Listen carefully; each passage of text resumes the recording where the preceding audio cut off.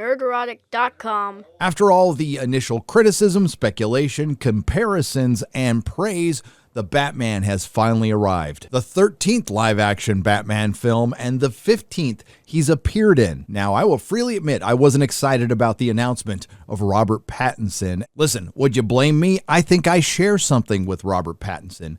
PTSD from sitting through all of the Twilight films. Yes, I'm married. Sometimes you got to take one for the team. And I wasn't really that excited with the first trailer. And apparently a lot of you disagreed with me on that when I was ratioed over on Nerdrotic Live. Since then, a couple of other trailers have come out. I warmed up to it, and it eventually turned into looking forward to this movie. And with the Batman, it is clear the filmmakers, at least through most of the film, really listened to the fans, the Batman fans, the DC comic fans, and tried to give them what they wanted. There's a little bit of Batman Year 1, there's a little bit of Batman Year 2, The Long Halloween, No Man's Land, Hush, a little bit of Seven, maybe a sprinkle of Dark City, and more than a sprinkle of The Crow. Now, this is going to be largely a non-spoiler review. I will get into them towards the end. I will give you fair warning, and it will be time-stamped. But this is where things get a little complicated.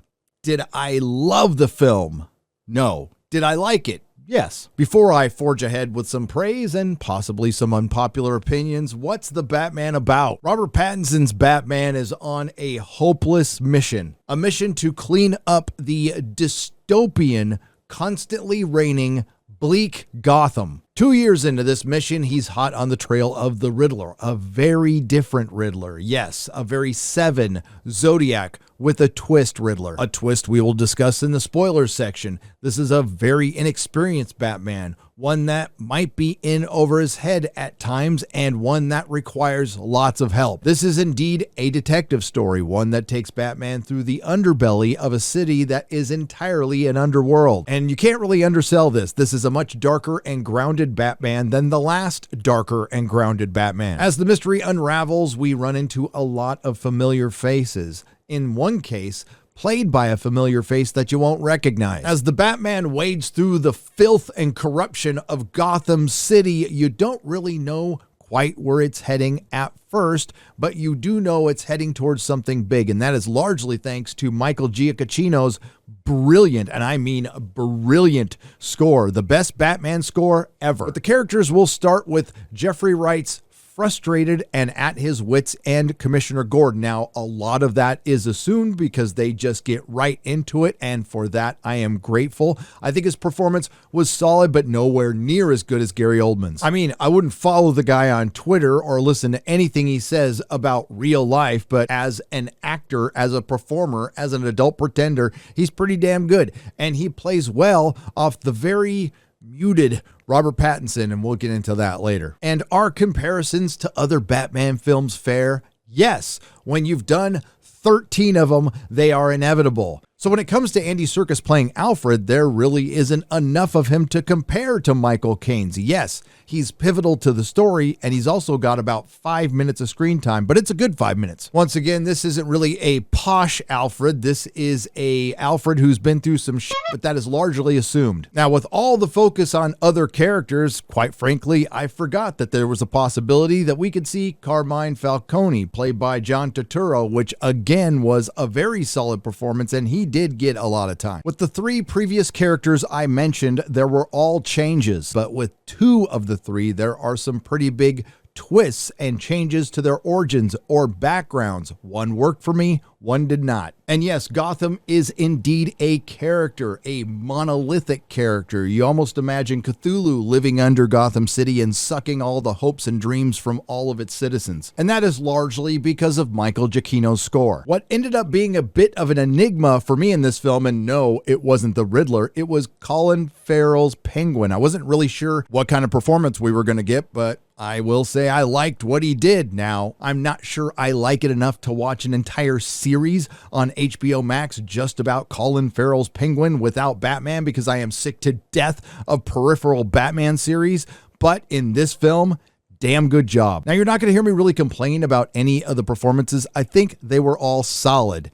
The only thing that might be standout is Colin Farrell's Penguin, but he's only in the film maybe a few more minutes than Alfred. Gonna try not to say Zoe Quinn. Zoe Kravitz's Catwoman, again, was solid. It's nowhere near as good as Michelle Pfeiffer's performance, but I don't think that comparison's fair because Michelle Pfeiffer was brilliant as Catwoman, and I will say I really appreciate what Matt Reeves did with her. He grounded her in reality. She wasn't kicking the shit out of 300-pound guys. She got as much as she gave out, which makes her more compelling. But there is one line uttered by Catwoman, which we will discuss in the spoiler section, which damn near ripped me out of the entire film. And surprisingly enough, there was some actual chemistry between Zoe Kravitz and Robert Pattinson. Did not see that one coming. Now, I know there was some bullshit rumor out there that they had sex on the Batmobile and he impregnated her or something. And quite frankly, I was rooting for that because that would make this movie so much cooler. But again, she did play pretty well off of Robert Pattinson, as much as she could, because in a lot of cases, it was probably like playing off of a green screen. This brings us to the Riddler, and yes, obviously everyone knows this now. This is not the Riddler from the comics. It's a very John Doe from Seven Zodiac Riddler. Works in the beginning, falls apart a bit at the end due to the writer's self-indulgence. This is a bit of a theme for the film. I'll give you somewhat of a hint. The internet understands Hollywood far more than Hollywood understands the internet. And finally, we have Robert Pattinson's The Batman and Bruce Wayne, and you can't tell the difference between the two of them. Now, I'm not going to blame Robert Pattinson. I'm going to blame the same guy I'm going to praise in some points. Matt Reeves. Now, the good news is he's not Bruce Wayne very much. And again, when he's Bruce Wayne, he's just Batman. It's a very muted Batman. He talks very softly and he doesn't talk very much. And I don't think that's fair to Robert Pattinson because I think he does the tortured thing pretty well. And I would have liked to have seen that played up a little bit more. But he is a decent Batman. As far as the film overall, well, if it had ended about 3/4 of the way through, I would give it a much higher score if I gave scores, which I don't. The film is not only dark in tone, it's dark and generally raining most of the time, and I am completely okay with that. I like the style for the most part. I like the cinematography. They did shine a light in our faces 1 or 2 times too many, but that's a minor complaint. And in the 13th Batman film, we finally got a detective story, and in the first 3/4 of the film, it was a pretty damn good detective story. I guess you're sensing a theme here. Yes, The Batman is a very good, engaging film in the beginning that doesn't quite stick the landing. It's dark, but it does have some levity, and no, I don't mind a Batman film being dark, and no, I don't mind a Batman film approaching rated R, but I do have a bit of a problem with grounding it too much. Comic books are the perfect medium because you can have multiple genres within that medium. Horror, noir, science fiction, adventure, romance, comedy, and fantasy. And I wanted to end on that one because that's what DC Comics is. They are a fantasy. They are a made-up world. They live on a different planet with different cities. Comic books are the dreams and aspirations of human beings. There is no better medium than comic books. It's the medium. You may not like comic books, you may not respect comic books, but there's something that people buy for themselves that they want to read. There's a reason for that. It's because they love them. I think the perfect amalgamation of all of the Batmans from the comics is Batman the Animated Series, and I'm still waiting for them to adapt that into a film. It's not the world outside your window like Marvel, it is a world with gods. Now, Matt Reeves has said that this is not a world with Superman, and I would agree with him, but I will say this is one of the advantages DC has over Marvel. They can tell stories out of continuity and they can take chances like this. And the one thing I will praise this film for being is not a Marvel film. There is some levity, particularly with a scene with Gordon and Batman in the police station that got quite a few chuckles, including one from me. And I understand for many, this will be the Batman film you have been waiting for years. And quite frankly, on paper, it should have been the one I was waiting for years, but then we get to this ending. Details in the spoiler section, which we aren't quite at yet. So the ending, and I'll be as vague as I possibly can, falls apart. Does it fall apart to its adherence to the obligatory identity politics that needs to be inserted into absolutely everything these days? I'm gay. Why are you gay? I mean, yes and no. It depends on your tolerance level, for lack of a better word. I would say it more falls apart, and I guess you can argue it can be either through ambition or overindulgence. I'm going to choose a bit of overindulgence. And I'm going to say overindulgence because it has an almost 3-hour running time, and you had a lot of time to explain some big questions I have, and you didn't explain them. Or when you did, it was through the news or a data dump or a quick conversation. Things that were just wrapped up too quickly. That might not feel right to you out there, dear viewer, because they did take a lot of time to set things up. No, it falls apart mainly to, with one character in particular, a bad line, and another character in particular with that adherence to the message. Without being too specific, they did something similar in The Boys, episode 7, season 2, that was absolutely cringe. So after one viewing, as it stands right now, I think the good outweighs the bad, but that could change upon a second viewing, which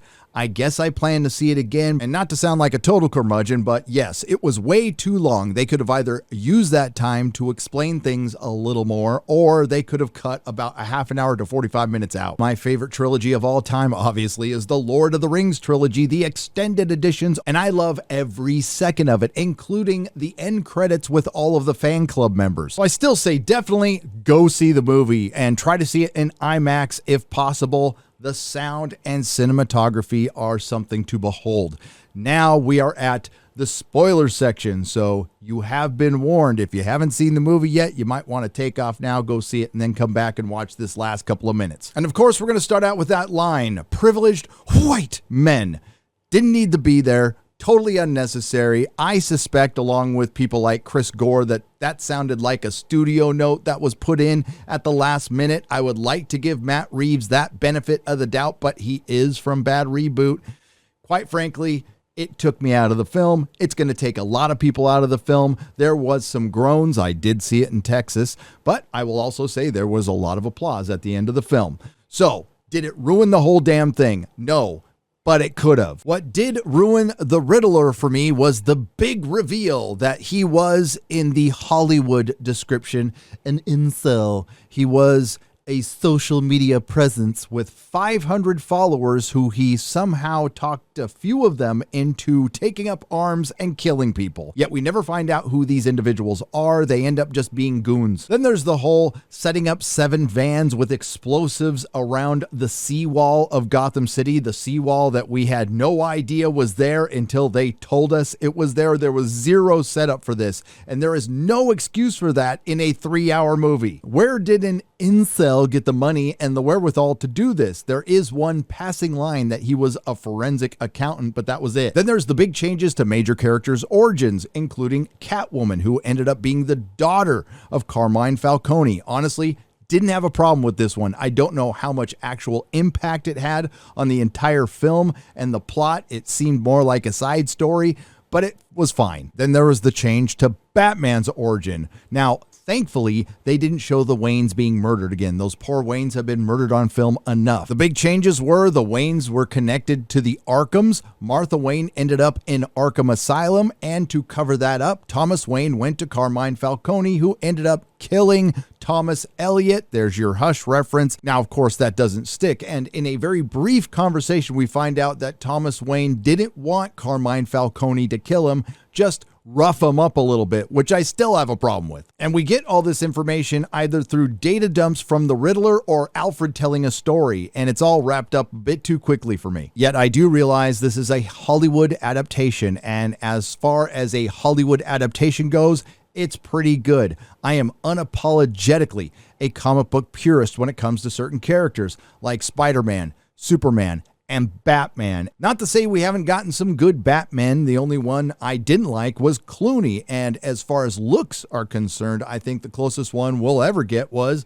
Ben Affleck. I would say The Batman is probably my 4th or 5th favorite Batman film, and I will say it does have potential, but I would like to end this video with a pitch for 10 years from now once this trilogy is done. The next time you roll out Batman, why don't you try a TV series? Why don't you give up on all the peripheral shit and just make a show about Batman with a full rogues gallery of villains, an established Batman with an established Batcave on his third generation Batmobile with a Batwing and a Bat helicopter and a Robin. And why stop there? And a Nightwing and a Batgirl. It would only be the most popular show on HBO Max. So that's it for now. To sum it up, I think The Batman started out as a great movie and ended up just being a good one due to its length and some narrative problems at the end. We'll discuss it in depth on Friday Night Tights. If you're seeing this video in the future, it will be in the playlist. Go check it out. I thank you all for listening.